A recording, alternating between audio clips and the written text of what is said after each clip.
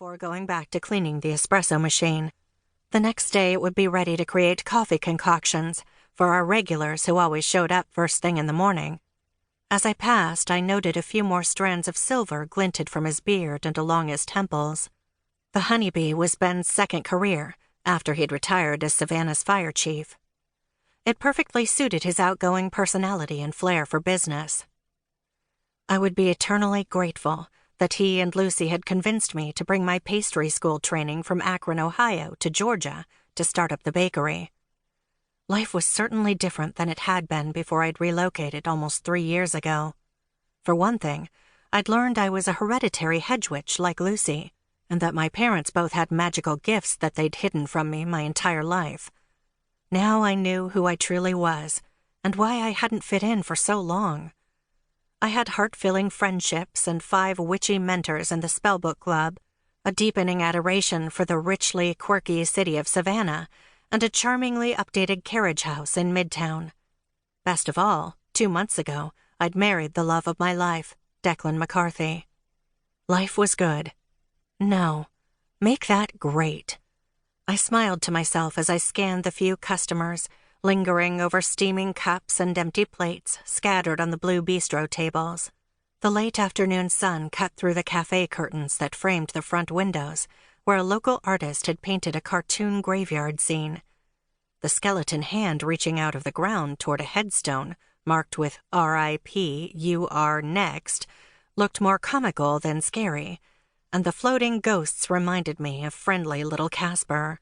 Fans mounted on the high ceiling lazily stirred the air, and deep amber walls subtly encouraged energy and creativity. The wall behind the register was painted a complimentary burnt orange to contrast with the blackboard, where we listed the seasonal menu offerings and daily specials.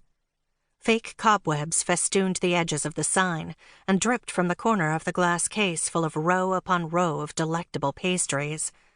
Silhouettes of mice cut from black felt gamboled along the floor moldings, and a few well-placed pipe cleaner spiders clung to the walls. At the other end of the bakery, a reading area welcomed anyone who wanted to peruse the eclectic collection of books.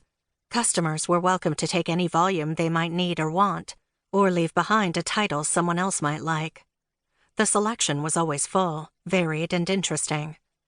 Comfortable chairs and rich jewel-toned brocade invited customers to stay once they'd selected their reading material, arranged along with a poofy sofa around a sturdy coffee table. On one of the bottom shelves, Mungo, my black cairn terrier and witch's familiar, was curled into a sleepy ball in his sheepskin bed. On the far windowsill, Honeybee, the bakery's feline namesake and Lucy's familiar, sat hunched over her front paws as she watched the goings-on out on Broughton Street. Her orange and white stripes glowed softly in the sun. It was the perfect place for a book club to meet, and that was exactly what was happening. 5 women gathered around the coffee table, each with a copy of the book they were discussing. Lee Marks, who had reserved the reading area for their meetings for the last couple of months, closed her copy as I approached. I saw it was a biography of the artist Frida Kahlo. One of Kahlo's self-portraits graced the cover.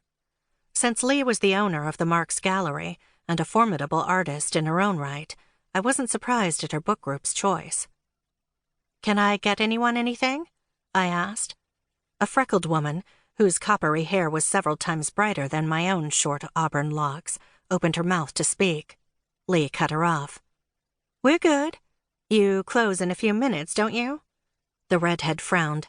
I remembered from their last meeting that her name was Callista, and I was pretty sure she was Lee's sister. I glanced at my watch. 15. We'll be here for a bit, though, closing up. I did have plans for the evening. Spellbook Club member Jada French had invited me and some of our other members to dinner and a ghost tour of Savannah, which she had somehow scored free tickets to. We weren't due at the restaurant for over an hour, though, so there was no rush. Lee shook her head. "No, we don't want to inconvenience you. We've finished." Callista spoke.